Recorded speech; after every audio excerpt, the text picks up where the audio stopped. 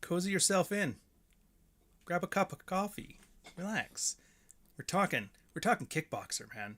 It's coming out on the channel on Sunday, by the way. So I found out in these live streams, your first 30 seconds, you have to make the pitch to the guy that it's going to be worth an hour of his time to sit here and watch it. So I will tell you right now, I am here to spread passion and vibes and kino to you as best I can. I guarantee you're going to love it. The guys who are here from the previous podcast, welcome, enjoy. We're switching up the vibes here. We're going from animated and morning fresh. We're doing like some evening chill shit now. So enjoy yourselves. Kickboxer. Actually, you know what? Let me start with the good thing. I was talking about what the hell the rule of threes. The rule of threes were something that, and I don't think I stole it from anybody. It's something that they were doing in all of the movies in the 80s and the 90s of action films. The rule of threes were, there were always three seminal films from everybody. Everybody. Schwarzenegger had his. He had Terminator. He had Predator. And then he had Commando. And those three movies set the bedrock of their career moving forward. Van Damme had Bloodsport. He had Kickboxer. And he had Cyborg. I refuse to count Lionheart on that one. I don't think it counts. And Seagal. The only reason I hate, and I always have to look up Seagal's, is because the movies are so damn close. There was like Marked for Vengeance, Out for Dead. Hold on a second, I'm getting it. No, it's not that shit with DMX. Dude, his movies still have the same name. Something for Something. Oh, the Above the Law, Hard to Kill, Marked for Death. That's the one. Out for Justice. Which one was that one?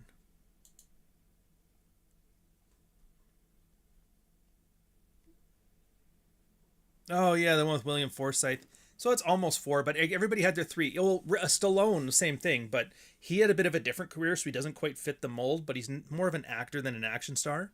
Like, he had Rocky, Rambo, and, fuck was the third one? Yeah, other than Bloodsport, Kickboxer is the movie I remember him best for. Yeah, it's funny now that you talk about it, is that Cyborg mostly disappeared, which is crazy. You figure it would have gone into that weird cult status area like the real life fiction Fist of the North Star movie did, or Ice Pirates, or any of those type of movies, but it just didn't. It just kind of died. And that one is I talk about it often on the channel, where there is a difference between cheaply executed and poorly executed. I would argue Cyborg, for the most part, was poorly executed, but it was also cheaply executed. Kickboxer, on the other hand, cheaply executed. But it didn't matter, because they actually set, and this is one of those things I really like about these small, mid-budget, like sub-$1 million movies, is because they have such restrictions put on them. It really excels at getting creative juices flowing. I think I've told this story before. When I was in fine arts in university back as a wee little one, a wee 17-year-old boy, teacher had us sitting down in painting class, showed us how to build a canvas, whatever. All right, now paint something. Have it done in an hour. And people sat there and stared at their canvases for like 30 minutes. And then by the end of the class, you had all the girls did horses, all the guys did cars, and all the weirdos drew giant eyeballs and painted giant eyeballs. And that was it. And he goes there and he kind of hung everything up. He's like, look. And then the next week we came in, the canvas, same thing. And he's like, all right, I want an impressionist painting, landscaping, dirty fruit or rotten fruit, stuff like that. And he'd set up very specific criteria he wanted from us. Everybody painted right away. Day one, like minute one, we're good to go. Everybody's drawing it and sketching out and laying it out, painting it. By the end of the hour, he had everybody's paintings out, and there was like a wide variety of stuff there. The point of this, I see you there, Null. And the point of it is, like, the restrictions are what make creativity. Arguably, that's one of, not the most important, but one of the reasons that a lot of the franchises you see now are slop. Yes, I get it. Feminists who hate the audience there. Yes, I get it. Chinese money is like flooding the market. Big part of it is, though, you have $1 billion. Here's $1 billion. Go make a movie on Lord of the Rings or Snow White, or here's some IP. Good luck. And they make shit because they have zero restraints. There is a studio out there that has a giant screen surrounding the actors. You can put them in any place in the world at any time immediately. You can change it in a heartbeat. There is nothing you cannot do.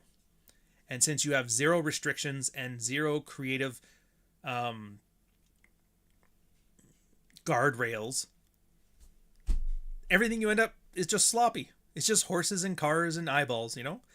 Null, 10 euro super chat. There are men with a loaded gun, and there are men who dig. You dig. It's a classy line.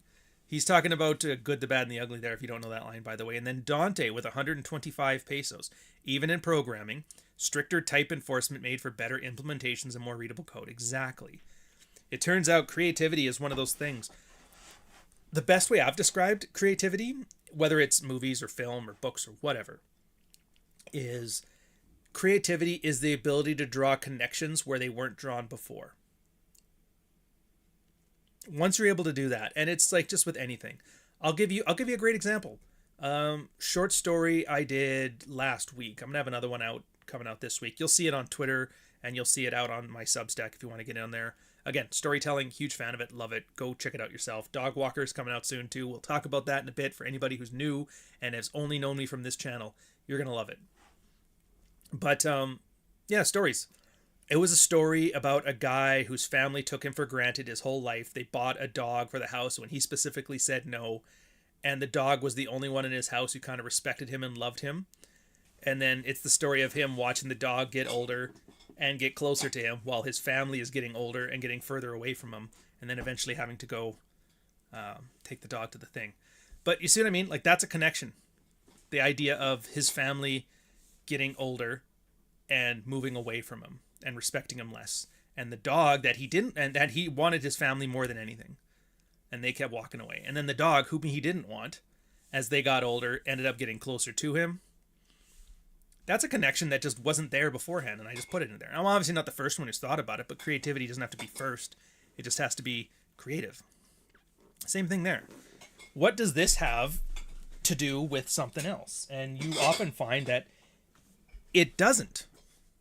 But sometimes you're like, oh, it kind of does if you look at it this specific way. And then you have to expand on that. And that's where and when you just say, what's the connection between this and this? And that's where you get the 30 minutes of staring at the canvas. But when you find a small connection that makes very little sense, you have to expand on it. And that's where you get the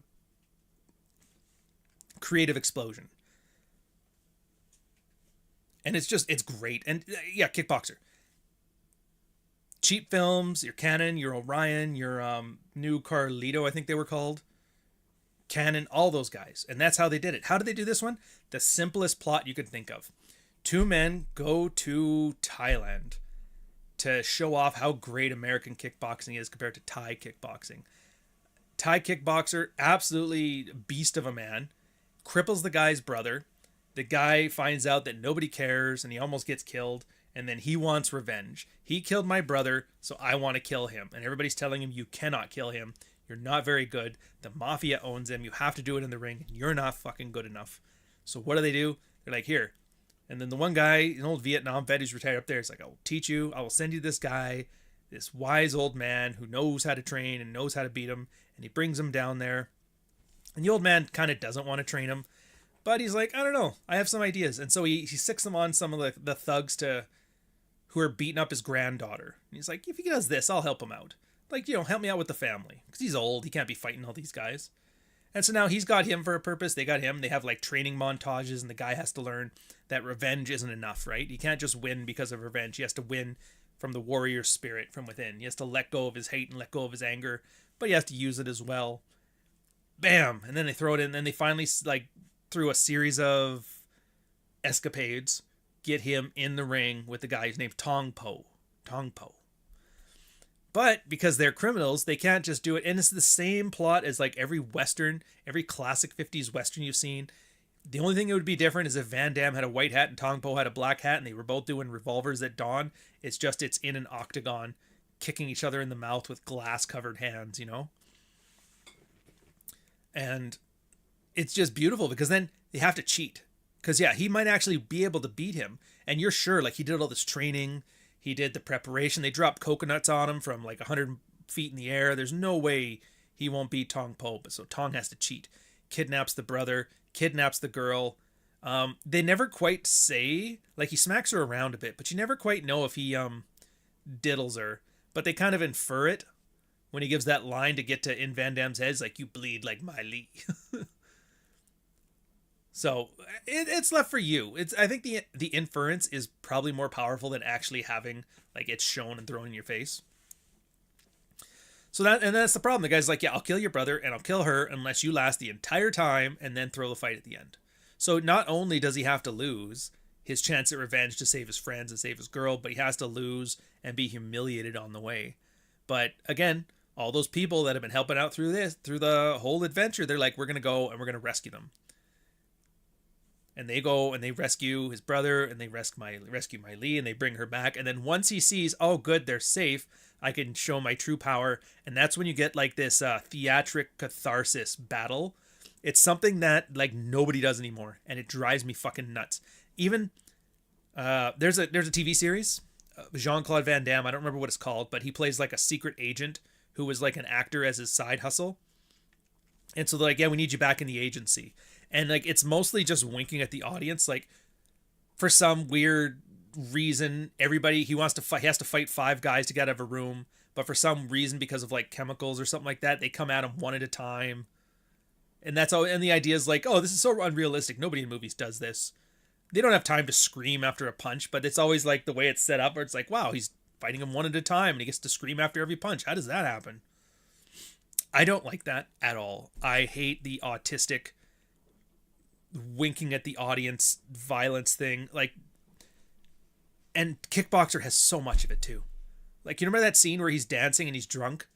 There's a purpose for that scene. The purpose of that scene in the movie was he's trying to, like, his teacher's trying to get the attention of the gangsters to get him in the ring with Tong Po.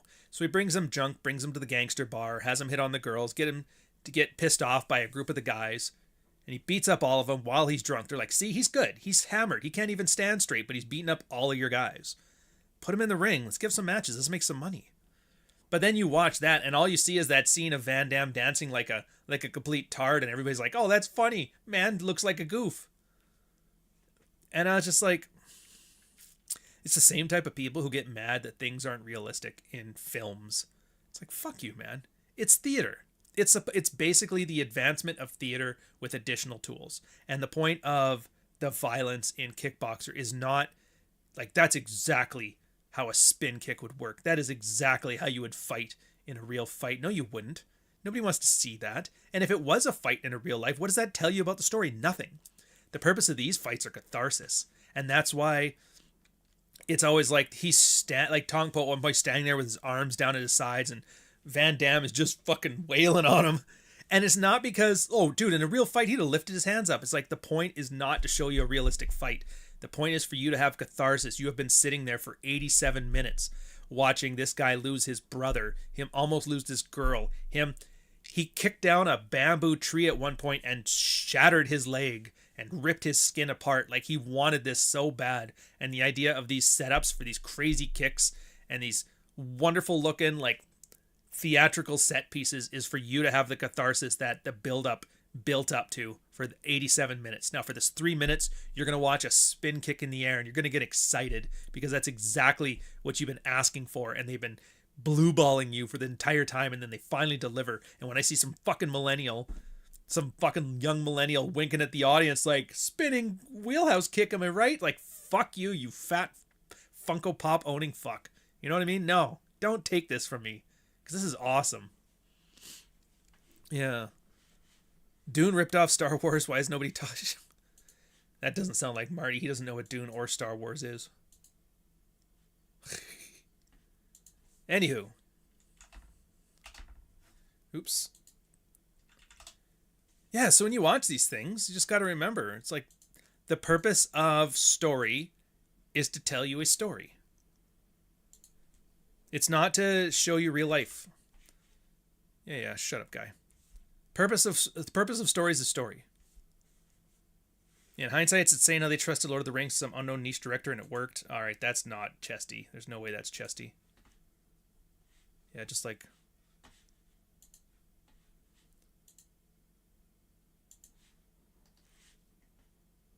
Rocky. We could be talking about anything. This applies to every movie that's out right now. Roadhouse. It's one of the great American classics. You watch it, it's just like a simple melodrama about a guy sent into a bar to clean it up, finds a girl, finds his love, sets himself up, roots. It's literally like every Western that's been out about the man with no name coming into town, right? And the violence in there is overly dramatic and very swingy and unrealistic, but the point of the fights are not to show fights. Star Wars, I hype on this example because Critical Drinker loves to shit on Star Wars, but he doesn't even do it well. He does like, Kathleen Kennedy, here's some poop videos. Am I right, fellas? It's like, fuck you. Anywho, so what am I getting at here? Yeah, it's like, when they're fighting in Star Wars, same thing. The second Empire Strikes Back, when he's fighting Vader, Vader's not trying to fight him. He's not trying to do a realistic lightsaber battle, whatever the fuck that means.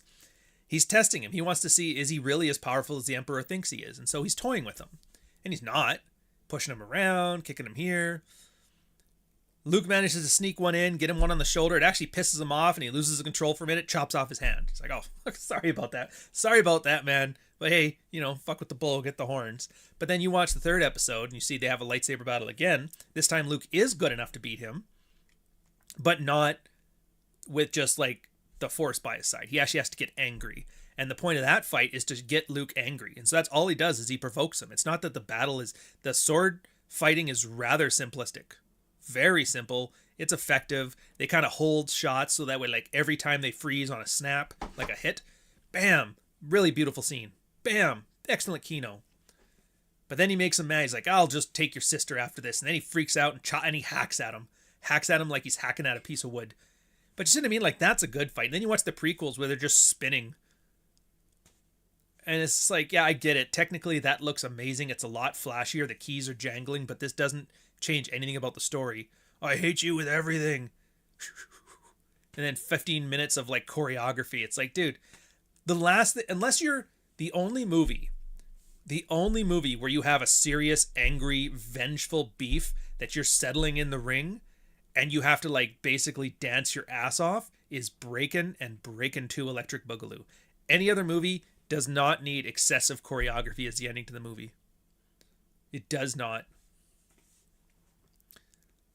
The remake isn't a remake. They made a different movie and they called it Roadhouse. I'm not sure yet. I have to watch it again to know if it was any good. It seemed watchable the first time, but on a second view, I might actually find it more entertaining. But part of me also thinks it might just be a case of, like, yeah, let's hit all the different beats where it's like got all the pieces in the right place, but they just don't make sense the way they did it. So when I put a video out on it, you'll know that opinion. And that's something I wish more guys knew, by the way, when I'm doing the videos on this channel. Is when you're watching them. It's like, oh my God, I get it now. Yeah, it's like you don't need and you don't want realism. You don't have to have it.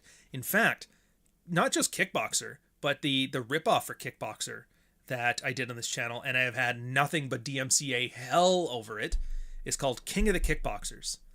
It's my favorite knockoff. Well, my second favorite knockoff. My favorite knockoff is Star Chaser Legend of Ohrian, which is a rotoscoped animated American film that's essentially Star Wars, but it's not Star Wars. Like, they even have, like, the lightsaber, but it's like, it's worth a watch. I have to do a review on that one too. They got the Han and the Leia and the robot, except for their robot's a sex robot and not like a weird effeminate gay British one. It's pretty good. But yeah, King of the Kickboxers.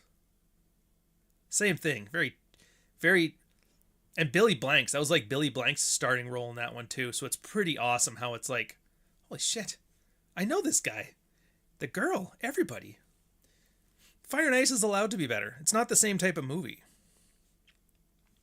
But King of the Kickboxers, they were like martial arts trained people. The choreography is way better. But they at least understand that, yeah, you can, if you're going to do heavily choreographed fights, you still don't need to make it realistic. Realistic fights, like when you get kicked in the head that hard, you don't just spin around and spit out and stuff. So they make it more stylized. And that's the thing. If you're going to make hyper realistic looking or overly choreographed stuff, you have to like own it. Go super stylized, but that fits with the vibe of the film, right? If the film, King of the Kickboxers, they do their best. They very cheaply implement a lot of filmmaking stuff. The camera work, the lighting, the scenes, the set pieces, the costumes. It's all very cheap. but it's executed competently enough. And the one place where they do shine is in the choreography, in that they want you to know this is going to be over the top, and they do it in some of the best, like almost comical ways. Like when they do a kick and somebody gets his head banged off a table, they'll do like a what do they call them? Reveals. Anyways, it's where they do like a very still framed close up of a guy banging his head off a desk, and like his head stops on the desk. In real life, his head would bounce off or whatever, but he stops on the desk. He makes a face like, "Oh, that hurts so much," and the film's just like right there. It's like, look, this is what's happening. The kick in the head. They're showing the kick in the medium shot. They close right into a wide or into a very close up. Bam.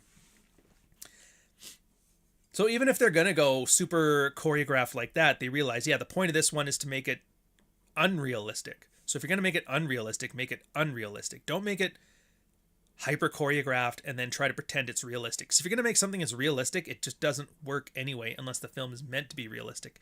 And an underground martial arts crime ring is not realistic enough where you can get away with that.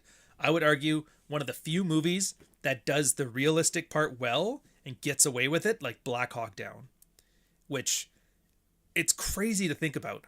Black Hawk Down is not a movie at all, but it's fucking good. They lean on two different narrative tools to get away with not having a plot for the movie, not having main characters or any of that stuff. It's based on a real event, so it gives you like, hey, just so you know, it's a documentary-ish. And you're like, oh shit, it's a documentary, so that's right. So now you're not expecting a coherent plot, coherent characters, story arc. You're perfectly happy with the randomness of war setting, plus the fact that it's war, and one of the themes is the randomness of war, right? The fog of war. So yeah, you can accept that stuff. And then it has to be realistic, because if it's not realistic, then you don't believe it came from a real thing. So it's not even that it's realistic, but it has to look realistic. If you try taking the Black Hawk Down choreography and you try putting it into Kickboxer, it just doesn't fucking work. But you notice how, like, every time I'm telling you about some rule of storytelling, I give you right afterwards an example of somebody who breaks the rule. And that's one of the things I think people don't do anymore, and where cheaply executed films really shine, in that cheaply executed films know what they have to work with and they know what they are. The ones with infinite money and infinite whatever, they forget about this part. There are rules, and once you know the rules, you can know when to break the rules. That's the trick. When do I have to not follow this rule? And again, Black Hawk Down. We can do realism here. Well, you're not supposed to have realism. You're supposed to make it like compelling in that. Yeah, it's a real story. It's based on real events. This is exactly what happened. You don't have to sell people on narrative structure, because the world is the narrative structure. This is what happened. You can look this stuff up yourself. This ain't your grandfather's story. It's not telling a moral tale. This is exactly what happened. You're like, holy shit, yeah, you're right. So you can break the rule there. Kickboxer, same thing. Oh, in a real fight, people wouldn't do this. Yeah, we're breaking the rules here, because the fight's not about the fight. The fight is about catharsis. The fight is about all of this training and all of this hardship he did and all of this need for revenge. And we feel like it's our revenge as much as it is his, as much as it is Van Damme's. And then when he gives it to us, we're like, yeah, that's exactly how it'd be. Some great, amazing kick. And it's flashy. It's flashy and it's indulgent, and they just take it, and it's just great. Like, I remember, there's only two movies I can remember that did this. Ninja Turtles and Kickboxer, where they put the camera on like a spear-like object and charge at the person. I'm sure I could probably find or do some kind of like, because like for filming, when you're filming something, the way each shot processes the world is actually a storytelling element. So for example, a Dutch angle. If you've never seen that, that's when the camera tilts like 45 degrees. So like if the bookshelf here was like that, you would see me in there, and that would be called a Dutch angle. That's there because it's meant to imply that something is off. Like something is wrong, but it's not extremely noticeable at first. It's just that feeling of unease. Dutch angles usually symbolize that. So when you see one, you realize, oh, I get it. They're trying to show me, not tell me. They might be showing you with dialogue and action as well, but the camera itself tells you part of the story. Something's off here, and you got to figure that out. And you don't even know what's happening, but it's happening. An extreme close shot means you're supposed to see the emotion in the person's face. This is important. The camera will show you what it is you're supposed to see, to feel the way you're supposed to feel for the certain thing. Wide shots are meant to be there so that way you can understand what's going on. So when they start, like if you watch most action films, most kung fu films, most films where there's a lot of movement, will always start a scene with a very wide shot to let you know what's around. Because once you see where everything is, all these close shots that happen, they're very confusing. Where did that kick come from? How did he get over there? How did this happen? With that wide shot, you now have the model of the set in your head. You're like, oh, I get it. He's by the car, and then the car's beside the truck. So when you see this kick and this thing go here, it would look very chaotic if you didn't have that mental anchor in place. A zoom in. Or what's that one? The vertigo shot. It's where you dolly in and zoom out. Or was it dolly out and zoom in? No, you dolly out and zoom in. Dolly means to like roll the camera physically back, and then zoom in is to close the aperture. And that's where you get the one where the person's face stays the same, but the background kind of closes in. That right there, they use that for vertigo. It's meant to be like existential horror and disorientation and all this stuff.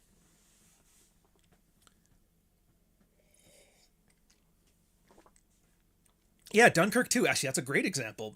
No character arcs, just the randomness of war. You don't have to tell a war story like that, but you can. And then, but that's the thing. The randomness of war becomes the character.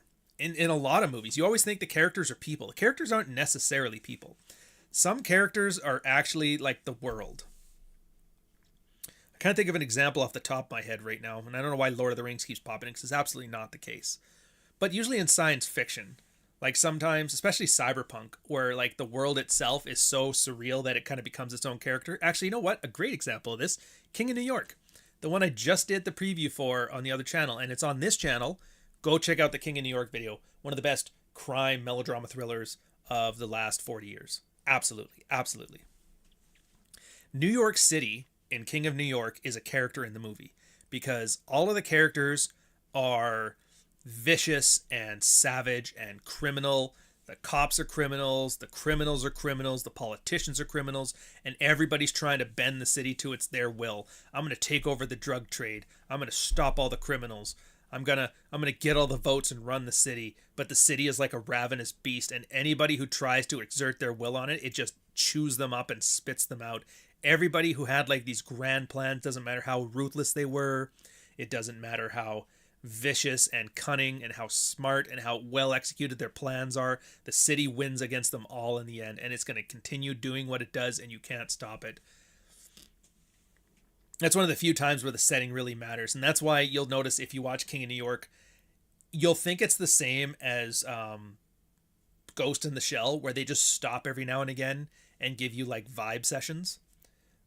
Like where Frank is sitting at the theater and he's watching some theatrical representation of Black Cop Killer or something like that. And you think, what's that supposed to symbolize? It's not. It's like this is the city's character exploring itself for a bit. They'll have like the music playing. You'll see like long drawn out shots of subways and that. You're like, oh, that's just the wide shot before you go into a thing. It's like, no, they're showing you the city, man. They're showing you the city. It doesn't sleep. It can't feel pain. It always wins in the end. Even when Frank ends up getting shot at the end, what's the last thing you see? A big, wide shot of the city. The cops are kind of moving about, but it's all chaotic. You don't really notice that what the cops are doing. They don't look like they're moving with rhyme or reason. It's just the cab. Frank's inside there dying, but you don't see him. You just see the cab, and then you see the streets, and then you see the buildings. You realize the city just swallowed everything up. It's just really good. Yeah, I mean, I guess that's not a bad idea. Nolan's Batman, Gotham is a character. I wonder. I'd have to think about that one. Maybe. Off the top of my head, I'm not seeing it, but I haven't watched that in a while, so you might be right. You might be right. I know definitely Burton tried to make his a character, but Burton's in, that was the other thing in the 90s when you watch movies, is that there was a huge revival of German existential films and French New Wave, which is why all the Tim Burton stuff always had that weird look to it with all like the funky angles and that stuff. That's some like German expressionism thing. And Tarantino's mostly followed on to like the French thing. But I mean, that's a whole other video. At that point, I would have a script. I wouldn't be just sitting here off the cuff talking about it, because that's more of a complex like film studio topic, and I don't want to go there.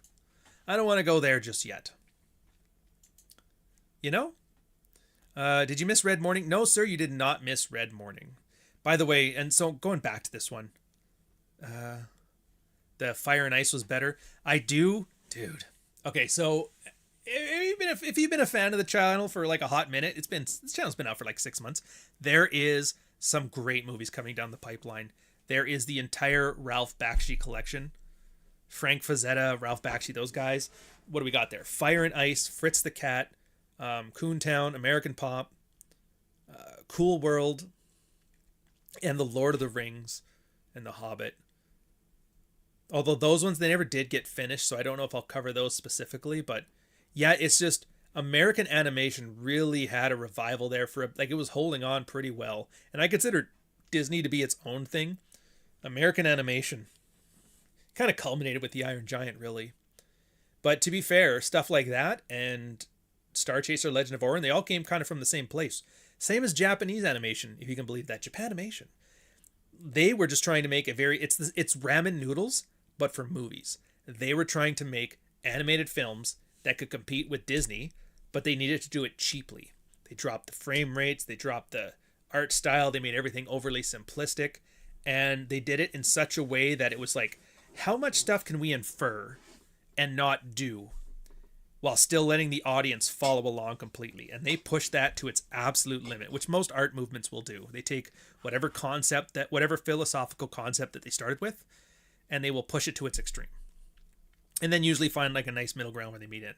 And that's kind of what anime did. So American animation went a different route, where Japanese animation's like, all right, the kawaii stuff, speed lines, 12 frames a second, because that's like the minimum amount animations can look animated and not like a series of still shots, that sort of stuff, right? That's how they cheap it out. In America, though, they had a different idea. It's like, oh, dude, we need competent artists, and they have to draw this, and they have to draw that, and then we need a bunch of in-betweeners, and all these people need training. So they went like the assault rifle version of this. Let's do rotoscoping. And if you guys don't know what rotoscoping is, you film something and then you trace over it. So they would get the actors, and they would film the actors doing the scene. You can just have them standing in like a green screen room. Doesn't really fucking matter. If there's a bench, they need something there that looks like a bench, but it doesn't have to look like a bench. It just has to have the same proportions as a bench so the person can sit on it. And then the artist would go back, and they would just put their paper over top of the film negative and draw the people. Like if you watched Fire and Ice, which is probably, I would argue, one of the best. The princess there, Tigra, giant tits. Huge! For no reason other than it's awesome. But the real life actress that played her, an A cup. It's one of life's like kudos to the author. She was an in-shape girl. She looked very good, but just not stacked. And the artists were like, well, since we're already just making it up as we go, let's just add a couple sizes to that. And I honestly like it, the gratuitous sexuality of it. Like, it's not even made to be sexually deviant or grotesque or anything like that. They just do it because everything has to be hyper stylized. The guy is massively, he's like Conan the Barbarian type. I want him to look just jacked. You want his sword to be fucking awesome. And these girls just amazing tits. And it's like all this stuff. And it's like everything is just fucking awesome. And that was their goal going through this. There was this great, I love that, the 70s and the 80s. Like, is this awesome? Put it the fuck in there. I want everything about this to be goddamn cool. And not just cool, but like cool for like when you were 13, what did you think was cool? Let's do that with an adult sensibility. And they're like, yeah, goddamn right.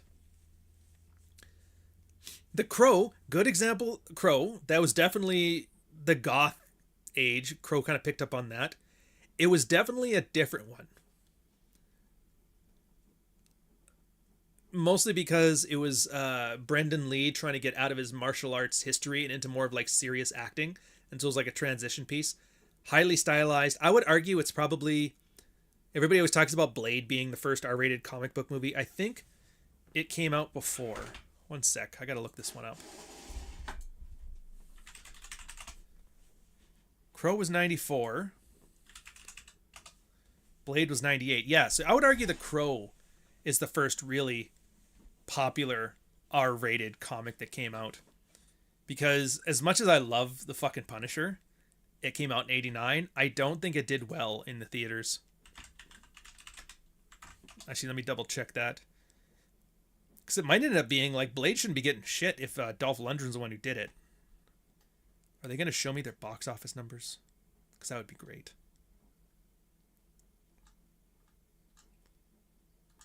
No, they're not. Cocksuckers.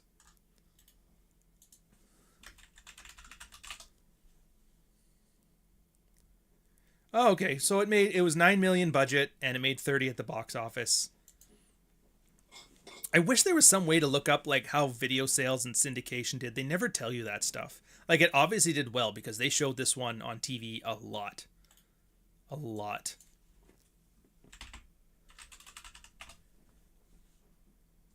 Holy shit. Never mind. I think maybe it was the Punisher because I'm looking up The Crow. $50 million budget, 24 million at the box office. Oh wait, that's the 2024. Ooh. They did a remake and it tanked that hard? Ugh, that sucks, bro.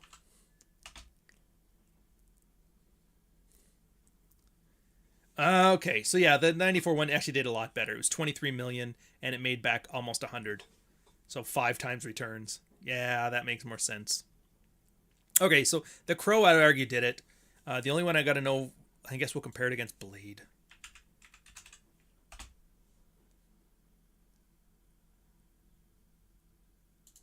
$131 million, and it cost...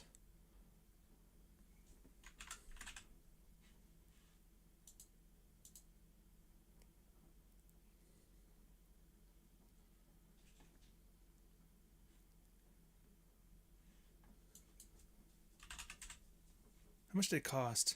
Oh, for fuck's sakes.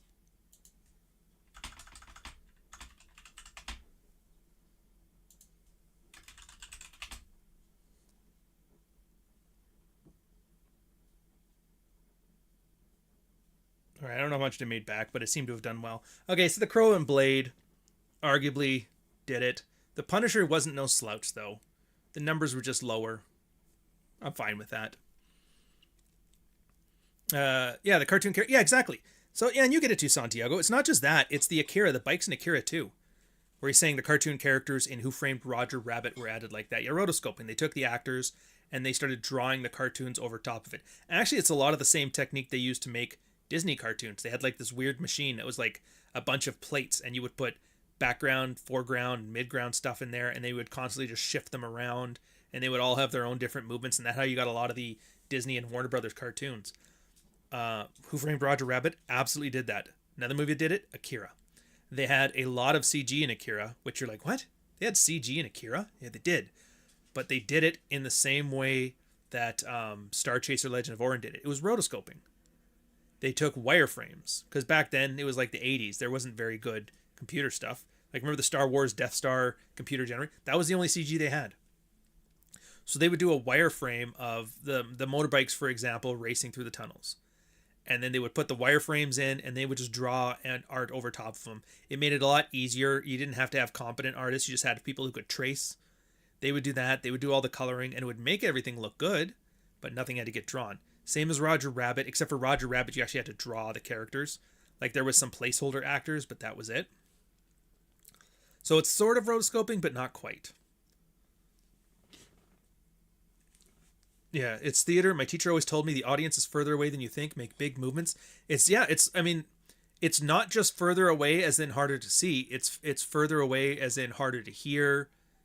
You have to be louder than you think you need to be. You need to be slower than you think you need to be. Like right now, I am speaking way too fast for theater, and I'm slowing it down right now. If I was doing theater, and that's why everybody thinks of theater kids as this grand theatrical voice and extra acting. It's because they can't fucking hear you in an amphitheater. So you have to make everything exaggerated.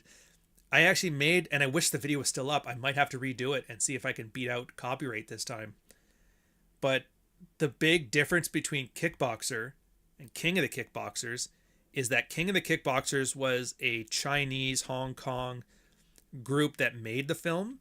And so they were more heavily inspired by the Chinese opera. And if you ever watch the Chinese opera, they have a neat technique, which I don't see as used as much anymore anywhere. Blame the commies, blame the fucking pinkos for this one. But in Chinese theater, because everybody's wearing masks, Japanese theater I think does this too with kabuki, everybody's wearing masks, everybody has these big flowy costumes, is that it's extremely difficult, if not impossible, to express an emotion. The face is hidden, the body's hidden. How do you do that? Well, they would come up with like elaborate hand gestures and movements. So if you wanted to show, and I had a whole chart where I looked it up, I don't remember it off the top of my head, so I'm just gonna like invent some, but it'll illustrate what a point is. Like if they wanted to show somebody being angry and they would have like a fan in their hands, they would like take it on their arm, rake it forward and bat it there, and that's what the character looks like when they're getting angry. If they were showing a horse, there was like a little tassel that they would hold, and as they walked towards, they'd wave it in the air, because you can't put a horse on the fucking stage, and you can't have these guys wearing geisha outfits or whatever they were wearing and have them on horses. So that little tassel's like, oh, okay, so he's riding over there, and the audience had to know all of this symbology.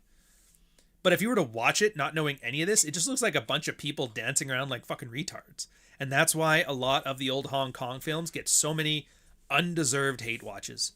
Undeserved hate watches. Because they watch is like, look at these goofballs acting like tards. And you're like, you don't get it. If you understand the Chinese opera, all of that stuff is in there for a purpose.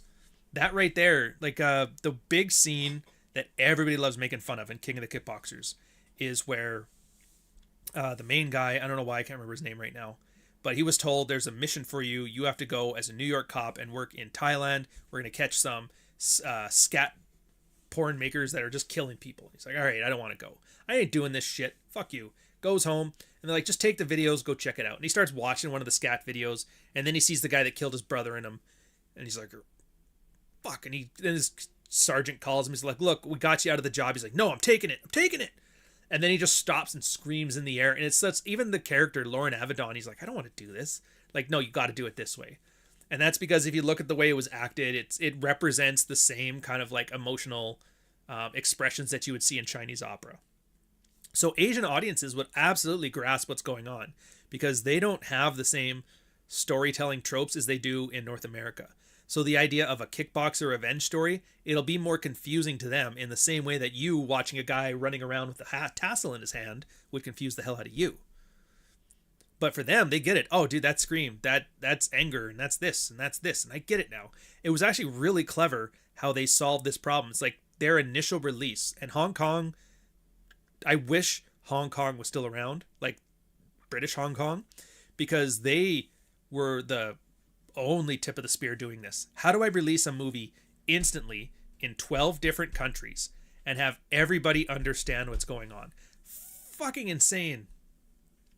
12 different cultures, 13 different languages, and they somehow have to hit this right out of the gate. And so yeah, that was what they did. They had Chinese opera influences there. The dialogue inferences were American. The costume inferences like reference Japanese and Thai and all this stuff. And then everybody had their own little version of showing you how this thing worked. It truly was like a Tower of Babel for film, and it doesn't get nearly enough love because it's one of those things that I don't want to call it sophisticated, like it's so sophisticated, but it is sophisticated in that you have to like explain for half a fucking hour about all these references for people to get it, which I don't know why more autists don't get it.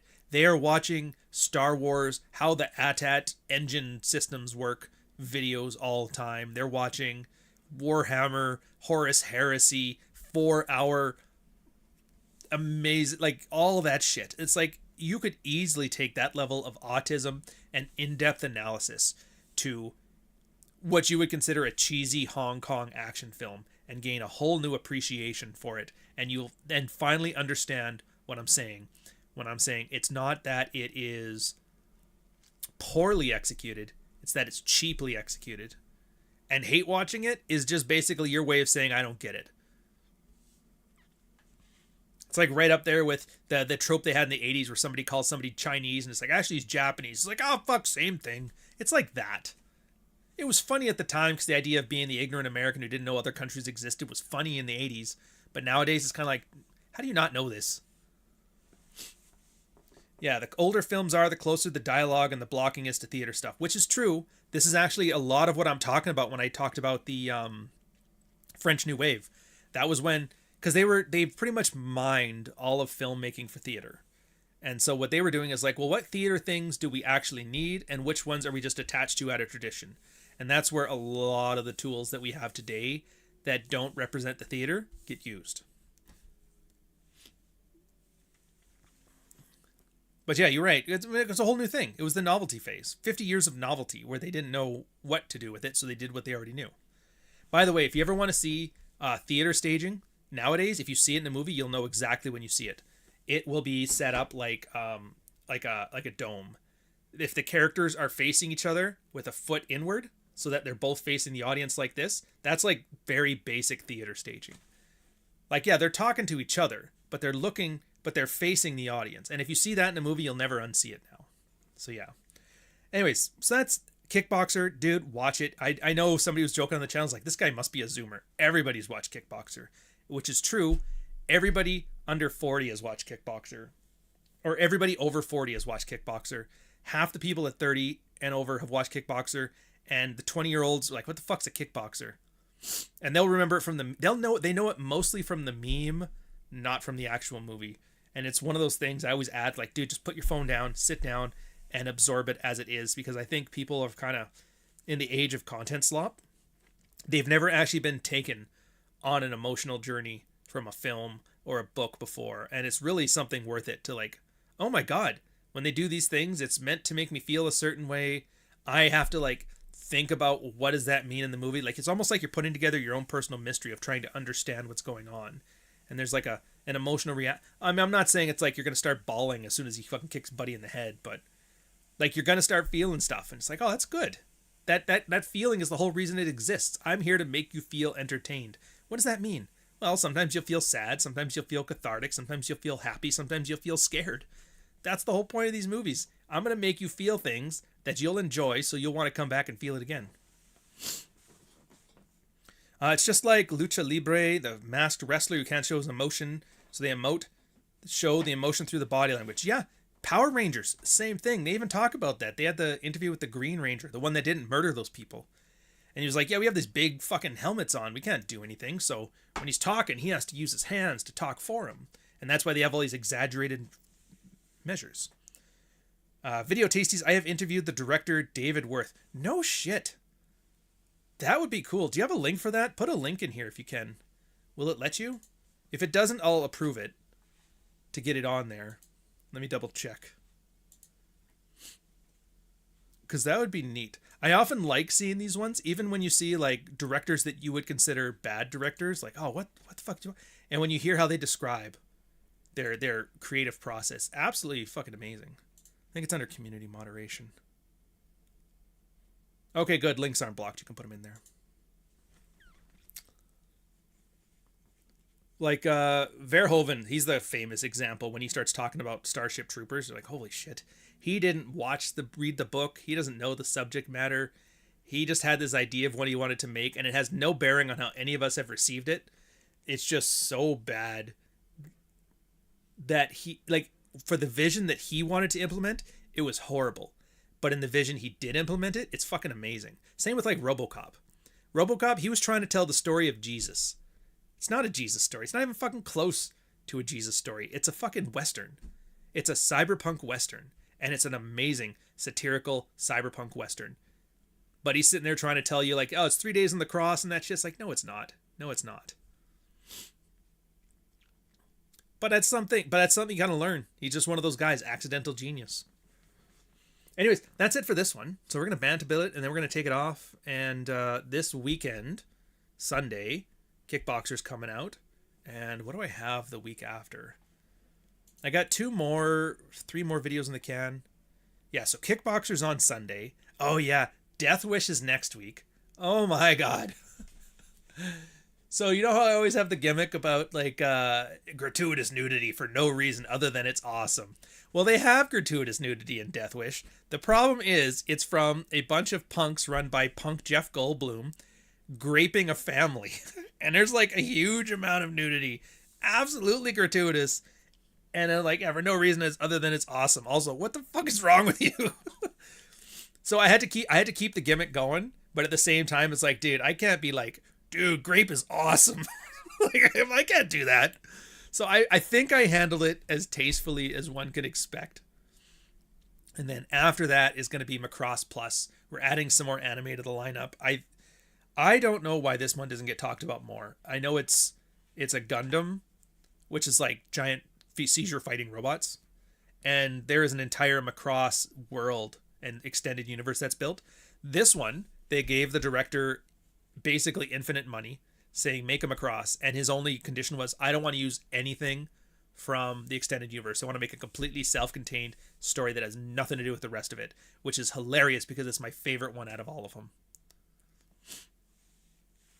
Yeah, artists love to obfuscate their art too, so there's that. Dude, nothing would make me happier than finding out that Verhoeven made the movie exactly the way he wanted to, but just tells us all this bullshit. That would be awesome. Having said that, I've been seeing a lot of how Showgirls went, and Showgirls is meant to be like a melodrama, and it's the part that's great about it is they're trying to show everybody's dated like a fast ass thought. Like, you know, the types, they're fucking chaotic, they're crazy, they fool around, they do stupid things, they're kind of bubbly, but they're also a bit vindictive. Like, Elizabeth captures the character perfectly. The cattiness, the pettiness. The problem is it makes like a really, they're so good at making her a vapid, catty bitch that it's off-putting for the movie. But it just sucks because like it's done so well, so why don't you like it? It's like because it's like the movie about the feminist that hates her dad. They could do the perfect example of it, but that just makes the movie more off-putting. Macross Plus is on Hulu. Ooh.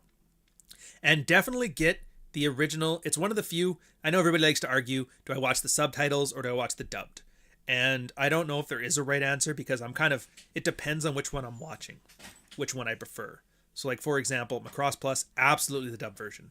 Akira, absolutely the dubbed version. Giant Robo, absolutely the dubbed version. Ninja Scroll, subtitles.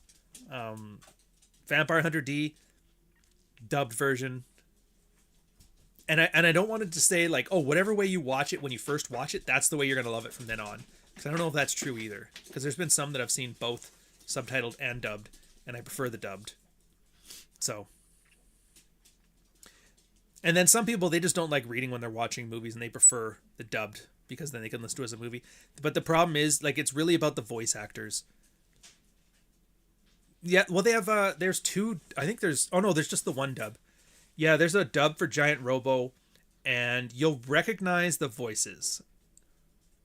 I'd argue it's far superior because you'll recognize them as the same people who did the new Akira dub. Like, hey, why does Tetsuo sound like the kid from Giant Robo?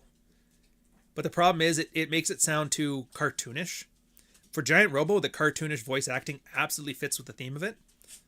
It's meant to like portray serious adult themes with a cartoony veneer, same as like the movie Metropolis did. But Akira, I think it works a lot better when it has that Ralph Bakshi-esque Fritz the Cat kind of rough ribbon microphone dirtiness to it. So if you get that one, definitely get the Pioneer dub. Pioneer was like the original company that came out with the dubs for it. Whatever the new one is, which sucks because the new one 4K upscaled it, but they used the shittiest dubbing ever. It just doesn't work. But yeah, Giant Robo, I think it works better as the dub. It really does. It adds a certain campiness to it. But the whole thing is like I've always described the Giant Robo OVA as for kids who grew up watching the Spider-Man and Incredible Hulk cartoons that came out in the 60s. This is made with that style in mind, but then completely throws you off with like characters are murdered. Adult themes are had. It'll make you feel. And so the cartoony voices work there. Anyways, so that's it on this one. I'm going to end it now. There's another podcast. If you're into the sexual dynamic stuff, which, you know, you maybe are, you maybe you're not. And that's fine. I'll do a redirect to that one if I can find it. I don't know who's doing it and where and when. But if I can't find it, you guys are on your own. Oh, wow. Video Tasties. You got a ton of stuff coming up. Smut Talk. The movies of... Oh, you're doing Russ Meyer films. That's awesome. You know what? Hey, if you're doing the Russ Meyer ones, did you see the video on this channel on Spaced Out? The British sex... what do they call it? Sexploitation sci-fi comedy. I think you'd like it. It's on the same wavelength as that one. It'll make you laugh. And the new Buckley. Oh, is there a new dose of Buckley too? All right, I don't have it on here, so whoever it is, you'll have to go check those out on your own. I will eventually get like an intro and an outro for this and do this up like a serious podcast. Maybe even transition the Red Morning stuff here. We'll figure it out. So on that note, oh, what was I going to show you guys? It was going to be not Gattaca, not Rambo, not King. Yeah, King Kickboxers. Here we go. We'll leave on this one. Do you like karate? Do you like intense action, foreign lands? Do you like revenge? Do you like gratuitous nudity for no reason other than it's awesome? Have you ever watched a movie then decided you needed to beat your brother's ass after watching it? Well, we have the film for you. A movie so action-packed and emotionally resonant that it hits harder than your parents' funeral. This is for the life you stole from me, you bastard! Inspired by the best parts of a dozen different action movies and the timeless grace of the Chinese opera, the breakout role of international film star and Taibo master Billy Blanks, I bring you The King of the Kickboxers, 1990.